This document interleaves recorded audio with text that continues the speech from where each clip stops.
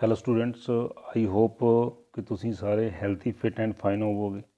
ਬੱਚਿਓ, ਹਮੇਸ਼ਾ ਦੀ ਤਰ੍ਹਾਂ ਮੈਂ ਇਸ ਵਾਰ ਵੀ ਤੁਹਾਡੇ ਲਈ ਇੱਕ ਨਵੇਂ ਟੌਪਿਕ 'ਤੇ ਵੀਡੀਓ ਲੈ ਕੇ ਹਾਜ਼ਰ ਹੋਇਆ ਹਾਂ ਅਤੇ ਜਿਸ ਦਾ ਨਾਮ ਹੈ ਜਾਂ ਫਿਰ ਸਾਡਾ ਅੱਜ ਦਾ ਜੋ ਟੌਪਿਕ ਹੈ ਉਸ ਦਾ ਨਾਮ ਹੈ ਅੱਗ, ਫਾਇਰ ਜਾਂ ਫਿਰ ਇਸ ਨੂੰ ਫਾਇਰ ਟ੍ਰਾਇੰਗਲ ਜਾਂ ਫਾਇਰ ਪੈਰਾਮਿਡ ਵੀ ਅਸੀਂ ਇਸ ਨੂੰ ਕਹਿ ਸਕਦੇ ਹਾਂ। ਹਮੇਸ਼ਾ ਦੀ ਤਰ੍ਹਾਂ ਅਸੀਂ ਸ਼ੁਰੂ ਕਰਦੇ ਹਾਂ ਇੰਟਰੋਡਕਸ਼ਨ ਤੋਂ, ਆਪਣਾ ਜਾਣ ਪਛਾਣ ਤੋਂ।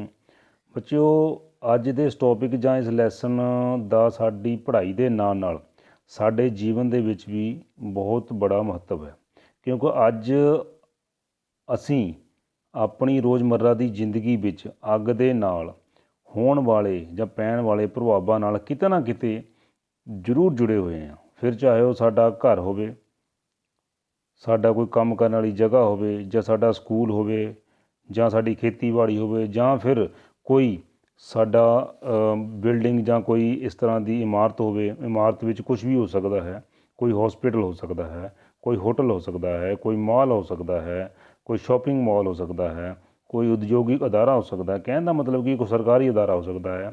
ਕਹਿਣ ਦਾ ਮਤਲਬ ਕੀ ਹੈ ਕਿ ਕਿਤੇ ਨਾ ਕਿਤੇ ਕਿਸੇ ਵੀ ਇਸ ਤਰ੍ਹਾਂ ਦੀ ਜਗ੍ਹਾ ਜਿੱਥੇ ਕਿ ਅੱਗ ਲੱਗਣ ਦਾ ਖਤਰਾ ਜਾਂ ਅੱਗ ਲੱਗਣ ਦਾ ਅੰਦੇਸ਼ਾ ਹੋ ਸਕਦਾ ਹੈ, ਜਿਸ ਨਾਲ ਕਿ ਸਾਡਾ ਵੱਡੇ ਪੱਧਰ 'ਤੇ ਜਾਨੀ ਅਤੇ ਮਾਲੀ ਨੁਕਸਾਨ ਹੋ ਸਕਦਾ ਹੈ। ਉਹ ਜਿਹੜੀ ਚੀਜ਼ ਹੈ ਇਹ ਸਾਡੇ ਨਾਲ ਕਿਤੇ ਨਾ ਕਿਤੇ ਸਾਡੇ ਜੀਵਨ ਦੇ ਉੱਤੇ ਪ੍ਰਭਾਵ ਪਾਉਂਦੀ ਹੈ। ਅੱਜ ਦੇ ਇਸ ਟੌਪਿਕ ਦੇ ਵਿੱਚ ਅਸੀਂ ਅੱਗ ਦੇ ਬਾਰੇ ਵਿੱਚ ਜਾਣਕਾਰੀ ਹਾਸਲ ਕਰਾਂਗੇ ਕਿ ਅੱਗ ਹੁੰਦੀ ਕੀ ਹੈ, ਅਤੇ ਅੱਗ ਨੂੰ ਅਸੀਂ ਕਿੰਨੇ ਭਾਗਾਂ ਵਿੱਚ ਵੰਡਦੇ ਹਾਂ, ਅਤੇ ਅੱਗ ਨੂੰ ਜਿਹੜੇ ਬੁਝਾਉਣ ਵਾਲੇ ਯੰਤਰ ਹੈਗੇ ਆ ਉਹ ਕਿਹੜੇ ਹੁੰਦੇ ਹਨ, ਅਤੇ ਉਹ ਜਿਹੜੇ ਯੰਤਰ ਆ ਉਹਨਾਂ ਦਾ ਅਸੀਂ ਕਿਸ ਤਰ੍ਹਾਂ ਨਾਲ ਕਿਹੜੀ ਅੱਗ ਦੇ ਉੱਤੇ ਇਸਤੇਮਾਲ ਕਰ ਸਕਦੇ ਹਾਂ। ਅਤੇ ਇਹ ਜਿਹੜੀ ਸਾਰੀ ਕਹਾਣੀ ਹੈ ਇਹਦੇ ਬਾਰੇ ਅਸੀਂ ਅੱਜ ਡਿਸਕਸ਼ਨ ਕਰਾਂਗੇ, ਇਹਦੇ ਬਾਰੇ ਆਪਾਂ ਅੱਜ ਗੱਲਬਾਤ ਕਰਾਂਗੇ। ਚਲੋ, ਸਭ ਤੋਂ ਪਹਿਲਾਂ ਅਸੀਂ ਆਪਣੇ ਅਗਲੇ ਟੌਪਿਕ ਵੱਲ ਵੱਧਦੇ ਹਾਂ, ਜਿਸ ਦਾ ਨਾਮ ਹੈ ਫਾਇਰ। ਮਤਲਬ ਫਾਇਰ ਹੈ ਕੀ, ਵਾਟ ਇਜ਼ ਦਾ ਫਾਇਰ, ਅੱਗ ਹੈਗੀ। ਬੇਟਾ ਬੱਚਿਓ, ਅੱਗ ਜੋ ਹੈ ਉਹ ਕਿਸੇ ਪਦਾਰਥ ਦੇ ਰਸਾਇਣਕ ਬਲਣ ਦੀ ਜਿਹੜੀ ਪ੍ਰਕਿਰਿਆ ਦੌਰਾਨ ਇੱਕ ਤੇਜ਼ ਆਕਸੀਕਰਨ ਹੈ, ਜਿਹਦੇ ਵਿੱਚ ਕੀ ਆ ਕਿ ਗਰਮੀ ਨਿਕਲਦੀ ਹੈ ਅਤੇ ਰੌਸ਼ਨੀ ਵੀ ਪੈਦਾ ਹੁੰਦੀ ਹੈ। ਅਤੇ ਜਿਹੜੀਆਂ ਇਹ ਪ੍ਰਤੀਕਿਰਿਆਵਾਂ ਵਜੋਂ ਕਈ ਪਦਾਰਥ ਇਹਦੇ ਵਿੱਚ ਬਣਦੇ ਰਹਿੰਦੇ ਹਨ। ਠੀਕ ਹੈ, ਹੁਣ ਜਿੱਦਾਂ ਤੁਸੀਂ ਦੇਖਦੇ ਹਾਂ ਤੁਹਾਡੇ ਇਸ ਸਲਾਈਡ ਦੇ ਵਿੱਚ ਇੱਕ ਕੈਂਡਲ ਜਲ ਰਹੀ ਹੈ, ਉਹਦੀ ਇੱਕ ਫਲੇਮ ਨਿਕਲ ਰਹੀ ਹੈ। ਜਿਹੜੀ ਫਲੇਮ ਆ ਉਹਨੂੰ ਅਸੀਂ ਲਾਟ ਵੀ ਕਹਿ ਦਿੰਦੇ ਹਾਂ। ਠੀਕ ਹੈ, ਜੋ ਲਾਟ ਹੈ ਉਹ ਕੀ ਆ, ਅੱਗ ਦਾ ਇੱਕ ਦਿਖਾਈ ਦੇਣ ਵਾਲਾ ਪਾਰਟ ਹੈ ਜਾਂ ਭਾਗ ਹੈ, ਅਤੇ ਇਹ ਜਿਹੜਾ ਬਲਣ ਵਾਲੀਆਂ ਜਿਹੜੀਆਂ ਗਰਮ ਗੈਸਾਂ ਦਾ ਬਣਿਆ ਹੋਇਆ ਹੁੰਦਾ। ਠੀਕ ਹੈ, ਜਿਹੜਾ ਲਾਟ ਅੱਗ ਵਿੱਚ ਇੰਨੀ ਤੇਜ਼ ਤਾਕਤ ਹੁੰਦੀ ਹੈ ਕਿ ਇਹ ਜਿਹੜਾ ਨਾ ਕੀ ਕਹਿੰਦੇ ਨੇ ਇਹਦੇ ਬਲਣ ਨਾਲ ਕੋਈ ਵੀ ਸਰੀਰਕ ਜਾਂ ਭੌਤਿਕ ਨੁਕਸਾਨ ਹੋ ਸਕਦਾ ਹੈ, ਜਾਂ ਸਾਡਾ ਇਹ ਸਰੀਰਕ ਜਾਂ ਭੌਤਿਕ ਨੁਕਸਾਨ ਸਾਡਾ ਇਹ ਕਰ ਸਕਦਾ ਹੈ। ਕਹਿਣ ਦਾ ਮਤਲਬ ਹੈ ਕਿ ਜਿਹੜੀ ਅੱਗ ਹੈਗੀ ਆ, ਅੱਗ ਦੇ ਨਾਲ ਸਾਨੂੰ ਕਿਸੇ ਵੀ ਤਰ੍ਹਾਂ ਦਾ ਸਰੀਰਕ ਵੀ ਭੌਤਿਕ ਵੀ ਨੁਕਸਾਨ ਹੋ ਸਕਦਾ ਹੈ। ਇਹਨੂੰ ਸਾਨੂੰ ਛੋਟੇ ਹਲਕੇ ਦੇ ਵਿੱਚ ਨਹੀਂ ਲੈਣਾ ਚਾਹੀਦਾ।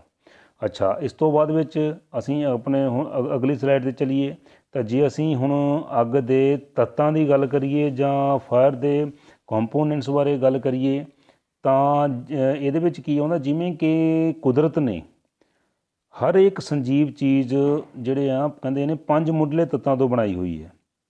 ਉਹਦੇ ਵਿੱਚ ਕੀ ਆਉਂਦਾ ਆ, ਧਰਤੀ ਆਉਂਦੀ ਆ, ਪਾਣੀ ਆਉਂਦਾ ਆ, ਅੱਗ, ਹਵਾ, ਆਕਾਸ਼, ਸਾਰੀਆਂ 5 ਚੀਜ਼ਾਂ ਸ਼ਾਮਿਲ ਹਨ। ਇਹ ਤੱਤ ਜਿਹੜੇ ਆ ਇੱਕ ਦੂਜੇ ਨਾਲ ਵਿਸ਼ੇਸ਼ ਸੰਬੰਧ ਰੱਖਦੇ ਆ, ਕਿਤੇ ਨਾ ਕਿਤੇ ਜੁੜੇ ਹੋ ਆ। ਇਹ ਕਿਸੇ ਦੇ ਇੱਕ ਦੂਜੇ ਦੇ ਜਿਹੜੇ ਆ ਇਹ ਸਹਾਇਕ ਵੀ ਹੋ ਸਕਦੇ ਆ ਅਤੇ ਇੱਕ ਦੂਜੇ ਦੇ ਵਿਰੋਧੀ ਵੀ ਹੋ ਸਕਦੇ ਆ। ਕਹਿਣ ਦਾ ਮਤਲਬ ਕੀ ਆ ਕਿ ਜਿਸ ਤਰ੍ਹਾਂ ਕੁਦਰਤ ਨੇ ਇੱਕ ਸੰਜੀਵ ਚੀਜ਼ ਨੂੰ ਬਣਾਉਣ ਵਾਸਤੇ 5 ਤੱਤਾਂ ਦਾ ਗਠਨ ਕਰਕੇ ਇੱਕ ਸੰਜੀਵ ਚੀਜ਼ ਬਣਾਈ ਹੈ, ਜਾਂ 5 ਤੱਤਾਂ ਤੋਂ ਇੱਕ ਸੰਜੀਵ ਚੀਜ਼ ਬਣਦੀ ਹੈ, ਉਸੀ ਤਰ੍ਹਾਂ ਜਿਹੜੀ ਅੱਗ ਵੀ ਹੈ ਉਸ ਦਾ ਵੀ ਗਠਨ 3 ਚੀਜ਼ਾਂ ਨੂੰ ਮਿਲਾ ਕੇ ਹੁੰਦਾ ਹੈ, ਜਿਹਦੇ ਵਿੱਚ ਸਾਨੂੰ ਕਿਹੜੀ ਚੀਜ਼ਾਂ ਦੀ ਜ਼ਰੂਰਤ ਪੈਂਦੀ ਹੈ। ਇੱਕ ਆਕਸੀਜਨ ਦੀ ਜ਼ਰੂਰਤ ਪੈਂਦੀ ਹੈ, ਇੱਕ ਹੀਟ ਦੀ ਪੈਂਦੀ ਹੈ, ਇੱਕ ਫਿਊਲ ਦੀ ਪੈਂਦੀ ਹੈ।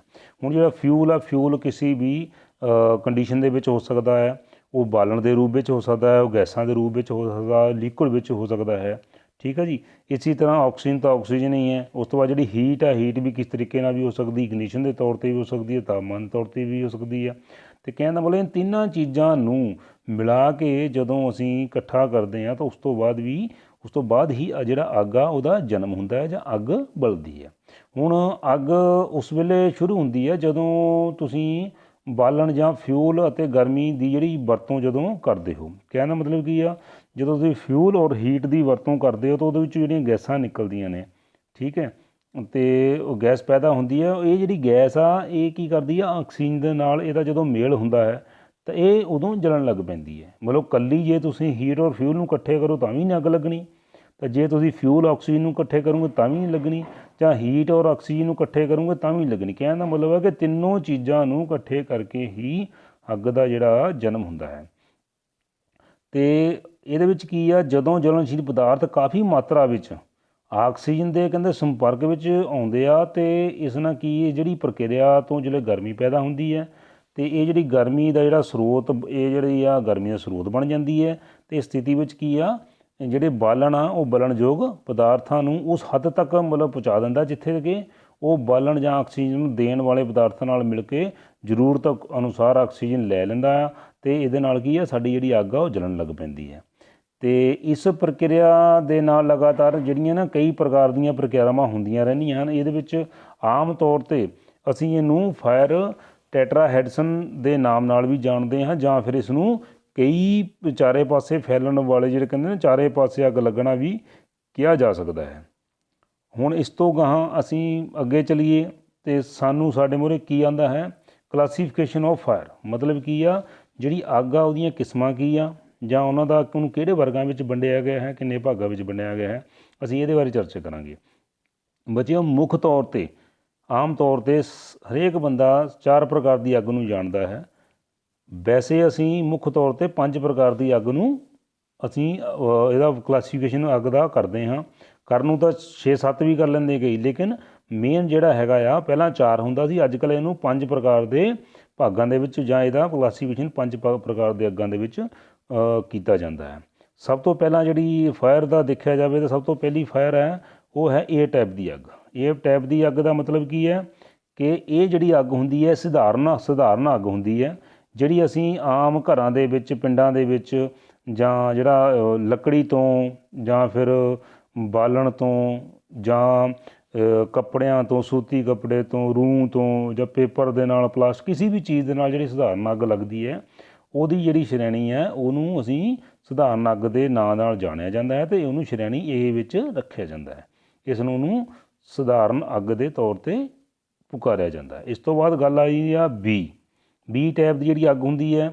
ਇਹਦੇ ਵਿੱਚ ਕੀ ਆ, ਇਹਦੇ ਵਿੱਚ ਗੈਸਾਂ, ਗੈਸੋਲੀਨ, ਗਰੀਸਿਸ ਅਤੇ ਜਾਂ ਫਿਰ ਤਰਲ ਪਦਾਰਥਾਂ ਦੇ ਜਿਹੜੇ ਵੀ ਹੈਗੇ ਆ, ਜਿੱਦਾਂ ਡੀਜ਼ਲ ਹੋ ਗਿਆ, ਪੈਟਰੋਲ ਹੋ ਗਿਆ, ਕੈਰੋਸੀਨ ਹੋ ਗਿਆ, ਇਹਨੂੰ ਜਿਹੜੀਆਂ ਅੱਗ, ਗਰੀਸਿਸ ਹੋ ਗਈ, ਇਹਨੂੰ ਲੱਗਣ ਵਾਲੀ ਜਿਹੜੀ ਅੱਗ ਆ ਉਹ ਕੀ ਆ, ਬੀ ਕੈਟਾਗਰੀ ਦੀ ਅੱਗ ਵਿੱਚ ਉਹਨੂੰ ਰੱਖਿਆ ਜਾਂਦਾ ਹੈ। ਅਤੇ ਇਸੇ ਪ੍ਰਕਾਰ ਦੇ ਨਾਲ ਇਸ ਤੋਂ ਅੱਗੇ ਆਉਂਦੀ ਹੈ ਸੀ ਪ੍ਰਕਾਰ ਦੀ ਅੱਗ। ਜਿਹੜੀ ਸੀ ਪ੍ਰਕਾਰ ਦੀ ਅੱਗ ਆ ਇਹਦੇ ਵਿੱਚ ਕੀ ਹੈ, ਇਲੈਕਟ੍ਰੀਕਲ ਫਾਇਰ ਦੇ ਨਾਂ ਨਾਲ ਇਸ ਨੂੰ ਜਾਣਿਆ ਜਾਂਦਾ ਹੈ। ਮਤਲਬ ਕੀ ਹੈ ਕਿ ਜਿਹੜੀ ਬਿਜਲੀ ਦੇ ਉਪਕਰਨਾਂ ਨੂੰ ਲੱਗਣ ਵਾਲੀ ਅੱਗ, ਜਾਂ ਸ਼ਾਰਟ ਸਰਕਟ ਦੇ ਨਾਲ ਲੱਗਣ ਵਾਲੀ ਅੱਗ, ਜਾਂ ਹਾਈ ਵੋਲਟੇਜ ਦੇ ਨਾਲ ਕਿਸੇ ਤਰੀਕੇ ਦੇ ਨਾਲ ਜਿਹੜੀ ਅੱਗ ਲੱਗਦੀ ਹੈ ਬਿਜਲੀ ਦੇ ਉਪਕਰਨਾਂ ਨੂੰ, ਬਿਜਲੀ ਦੇ ਨਾਲ, ਉਸ ਅੱਗ ਨੂੰ ਅਸੀਂ ਸੀ ਕੈਟਾਗਰੀ ਵਿੱਚ ਰੱਖਦੇ ਹਾਂ।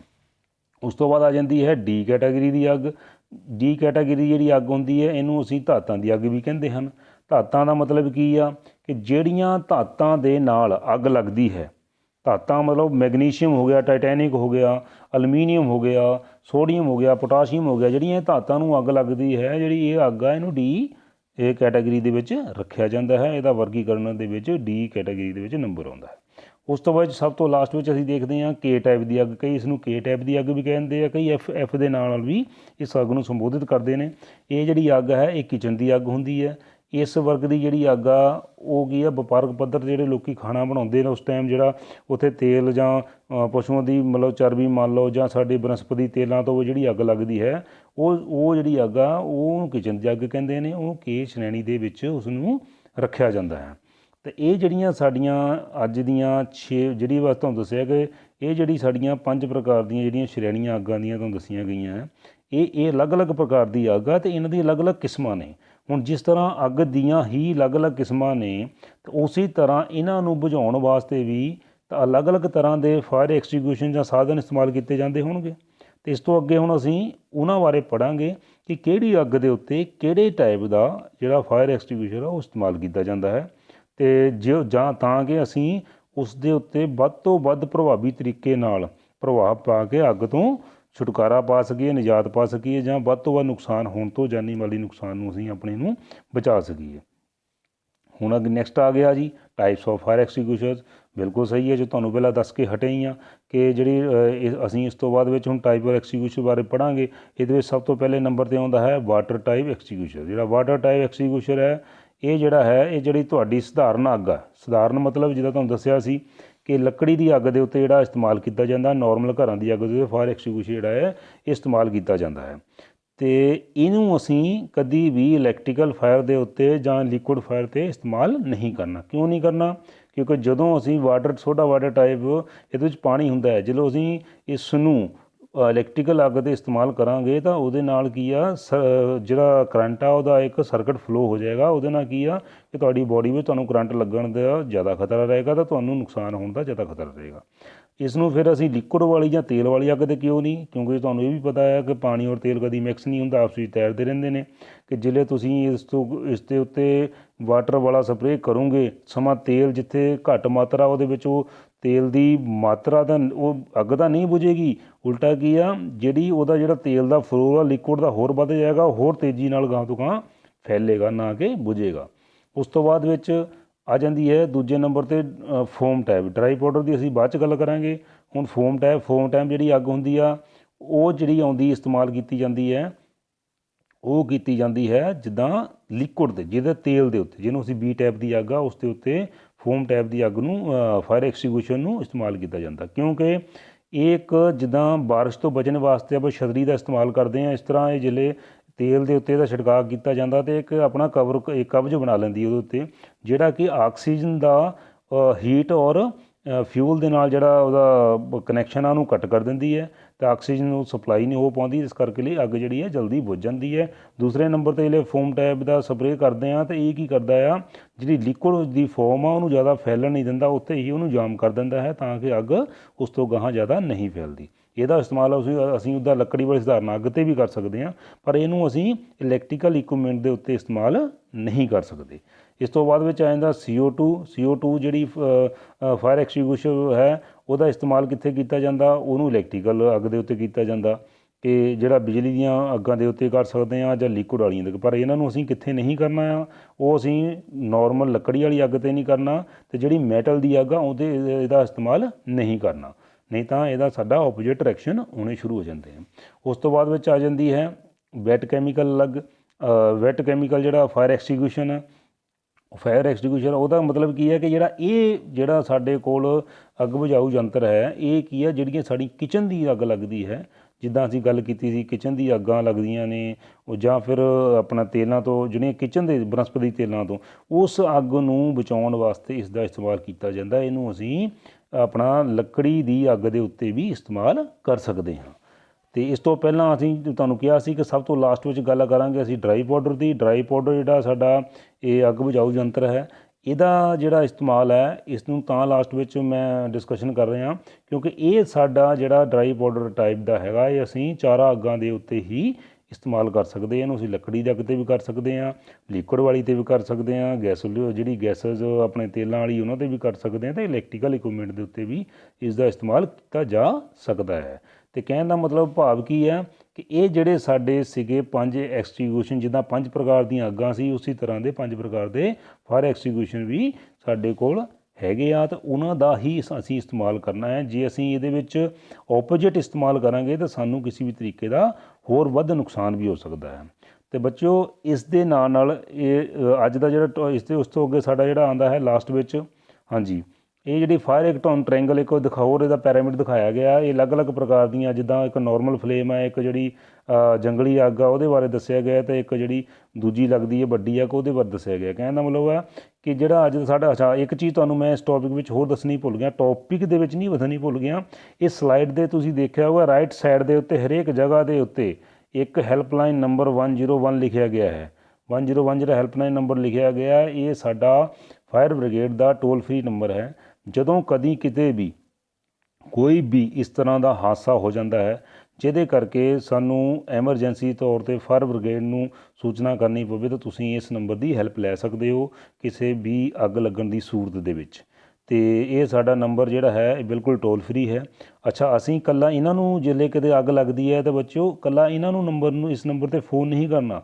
ਇਸ ਤੋਂ ਬਾਅਦ ਵਿੱਚ ਅਸੀਂ 100 ਨੰਬਰ 'ਤੇ ਫ਼ੋਨ ਵੀ ਕਰਨਾ ਹੈ ਪੁਲਿਸ ਵਾਸਤੇ, ਤਾਂ ਕਿ ਉਸ ਟਾਈਮ 'ਤੇ ਜੇ ਅੱਗ ਲੱਗਦੀ ਤਾਂ ਜਿਹੜਾ ਪ੍ਰਸ਼ਾਸਨ ਦੀ ਜਿਹੜੀ ਕਾਰਵਾਈ ਹੈ ਜਾਂ ਉੱਥੇ ਭੀੜ ਭੜੱਕੇ ਨੂੰ ਕਾਬੂ ਕਰਨ ਵਾਸਤੇ ਉਸ ਟਾਈਮ ਦੇ ਉੱਤੇ ਸਾਨੂੰ 100 ਨੰਬਰ ਦਾ ਵੀ ਇਸਤੇਮਾਲ ਕਰਕੇ ਪੁਲਿਸ ਨੂੰ ਵੀ ਬੁਲਾਉਣਾ ਚਾਹੀਦਾ ਹੈ। ਅਤੇ 102 ਨੰਬਰ ਦੇ ਉੱਤੇ ਵੀ ਸਾਨੂੰ ਫ਼ੋਨ ਕਰਨਾ ਚਾਹੀਦਾ ਹੈ ਤਾਂ ਕਿ ਅਸੀਂ ਐਂਬੂਲੈਂਸ ਨੂੰ ਬੁਲਾ ਸਕੀਏ, ਕਿਉਂਕਿ ਜਦੋਂ ਕਦੀ ਵੀ ਅੱਗ ਲੱਗਦੀ ਹੈ ਜਾਂ ਫਿਰ ਕੋਈ ਇਸ ਤਰ੍ਹਾਂ ਦਾ ਹਾਦਸਾ ਹੁੰਦਾ ਤਾਂ ਟੋਟਲੀ ਆਟੋਮੈਟਿਕਲੀ ਉੱਥੇ ਕੁਝ ਨਾ ਕੁਝ ਕੈਜੁਅਲਟੀ ਕੋਈ ਹਾਦਸਾ ਹੋਣਾ ਹੀ ਹੋਣਾ ਹੈ। ਅਤੇ ਜਾਂ ਫਿਰ ਕਿਸੇ ਵੀ ਇੱਦਾਂ ਦੇ ਅਸੀਂ ਜਿਹੜੀ ਨੁਕਸਾਨ ਜਾਂ ਜਾਨੀ ਮਾਲੀ ਨੁਕਸਾਨ ਨੂੰ ਬਚਾਉਣ ਵਾਸਤੇ ਸਾਨੂੰ ਇਹਨਾਂ 3 ਨੰਬਰਾਂ ਦਾ ਇਸਤੇਮਾਲ ਕਰਨਾ ਚਾਹੀਦਾ। ਲੇਕਿਨ ਸਭ ਤੋਂ ਪਹਿਲਾਂ ਅੱਗ ਲੱਗਣ ਦੀ ਸੂਰਤ ਵਿੱਚ ਅਸੀਂ 101 ਨੰਬਰ ਹੀ ਡਾਇਲ ਕਰਨਾ ਹੈ।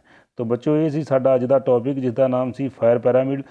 ਇਹਦੇ ਵਿੱਚ ਅਸੀਂ ਪਹਿਲਾਂ ਅੱਗ ਬਾਰੇ ਪੜ੍ਹਿਆ, ਫਿਰ ਅੱਗ ਦੀਆਂ ਕਿਸਮਾਂ ਬਾਰੇ ਪੜ੍ਹਿਆ ਅਤੇ ਅੱਗ ਦੇ ਜਿਹੜੇ ਕੀ ਆ ਆਪਣੇ ਜਿਹੜੇ ਫਾਇਰ ਐਕਸਟੀਗਿਊਸ਼ਨ ਨੂੰ ਬੁਝਾਉਣ ਵਾਲੇ ਆ ਯੰਤਰ ਉਹਨਾਂ ਬਾਰੇ ਪੜ੍ਹਿਆ। ਅਤੇ ਇਸ ਤੋਂ ਅਗਲੇ ਟੌਪਿਕ ਵਿੱਚ ਆਪਾਂ ਤੁਹਾਨੂੰ ਡਿਸਕਸ਼ਨ ਤੁਹਾਡੇ ਨਾਲ ਕਰਾਂਗੇ ਕਿ ਜਿਹੜਾ ਇਹ ਤੋਂ ਰੈਸਕਿਊ ਕਿੱਦਾਂ ਕੀਤਾ ਜਾਂਦਾ ਹੈ ਔਰ ਇਸ ਤੋਂ ਬਚਾਓ ਦੇ ਕੀ ਸਾਧਨ ਹੁੰਦੇ ਹਨ ਅਤੇ ਜਿਹੜੇ ਸਾਡੇ ਫਾਇਰ ਇਕਵਿਪਮੈਂਟ ਕੀ ਆ ਉਹਦੇ ਬਾਰੇ ਜਾਣਕਾਰੀ ਦਿੱਤੀ ਜਾਊਗੀ। ਅੱਜ ਦੇ ਟੌਪਿਕ ਵਿੱਚ ਇੰਨਾ ਹੀ। ਮੈਂ ਤੁਹਾਡੇ ਤੋਂ ਲੈਂਦਾ ਹਾਂ ਇਜਾਜ਼ਤ। ਸ਼ੁਕਰੀਆ, ਧੰਨਵਾਦ, ਥੈਂਕ ਯੂ।